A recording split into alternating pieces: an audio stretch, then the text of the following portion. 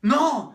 Amore! Hai presente a Francesca Pignarelli? Certo, amore, quella con il nasino alla francesina che quando si scaccola canta la marsigliese. Amore, stamattina si è rotto il naso! E vabbè, però se lo doveva aspettare dopo che t'ha guardato tutta la sera, che un palo aggressivo le sbattesse contro la faccia. Amore, la smetti?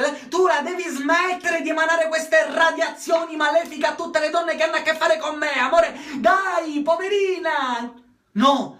Amore, hai presente Laura Bercassi? Certo, amore, quella che ieri sera si è presentata con il casco, il giubbottino di pelle e si sentiva tutta motociclista, lei. Amore, stamattina è caduta con la moto, c'è il collare! E vabbè, tesoro mio, ieri t'ha baciato con 2 baci, a me invece mi ha salutato con la manina, di cosa lo doveva aspettare, no?